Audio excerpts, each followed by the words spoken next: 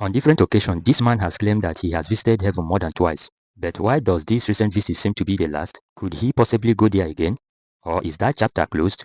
Uma Ukpai is a well-known preacher in Nigeria and one of those often described as gospel merchants.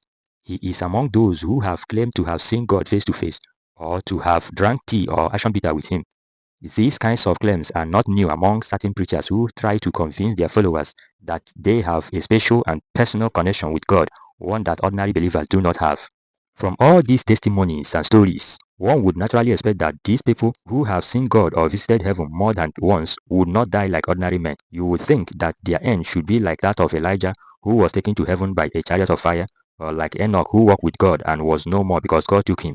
But surprisingly, these same preachers who claim such heavenly experiences still fall sick like everyone else.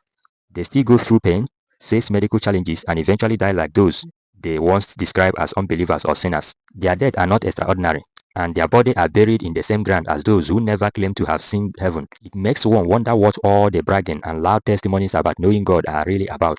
Are they genuine spiritual encounter, or are they part of a grand deception meant to keep their followers in blind admiration?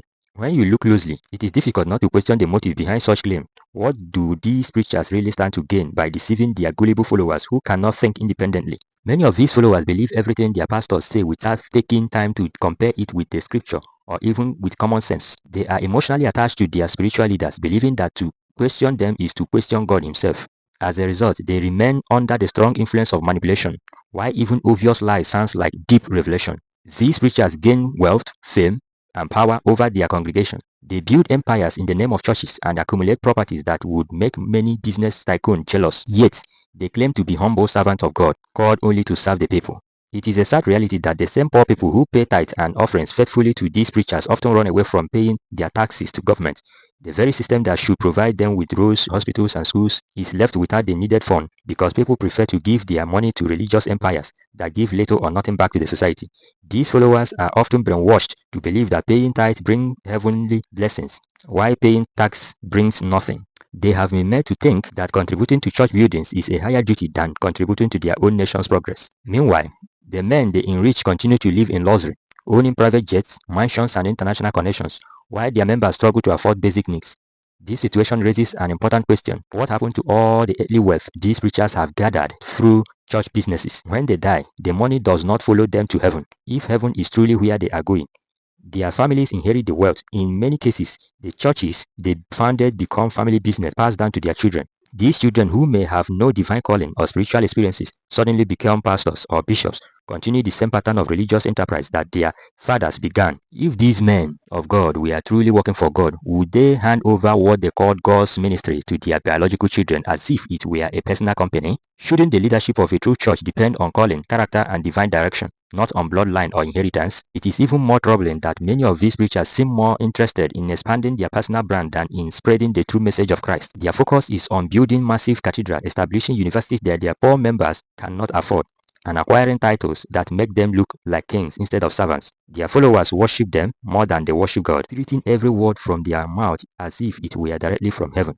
This blind loyalty has made many Christians in Nigeria stop thinking for themselves. They no longer read the Bible with understanding but rely on whatever interpretation their pastor gives. This lack of independent reasoning is one of the greatest tragedies of modern Christianity in Nigeria. The truth is that most of these self-acclaimed men of God are not working for God but for themselves. Their goal is not necessarily to save souls but to secure influence, wealth, and respect. They know that religion is a powerful tool in a society where people are desperate for miracles, breakthroughs, and divine shortcuts to success. They exploit that desperation to build financial empire in the name of faith.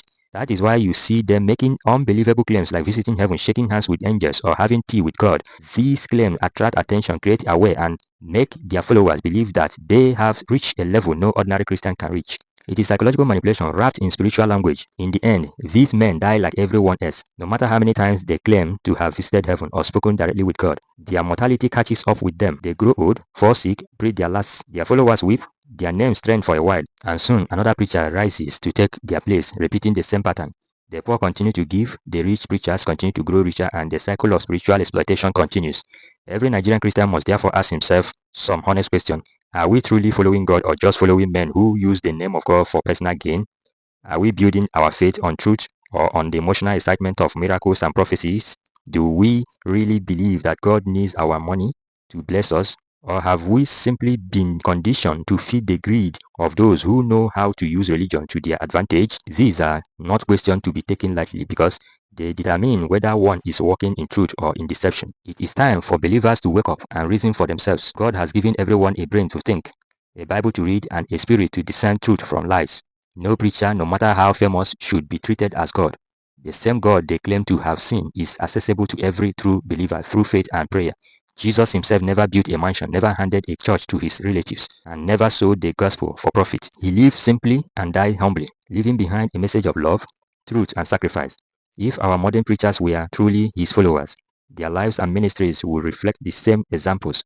Until then, the deception will continue and the poor will keep enriching the rich while calling it service to God. In the final analysis, it is not how many times a man claimed to have visited heaven that matters, but how closely his life resembled the teachings of Christ. A true encounter with God produces humility, compassion, and integrity, not arrogance and greed. Any preacher whose ministry brings glory to himself rather than to God is only deceiving himself and those who follow him blindly. Nigerian Christians must stop being gullible, stop being emotionally enslaved, and start using the sense that God has given them. Only then can the true light of gospel shine again in a nation drowning in religious showmanship.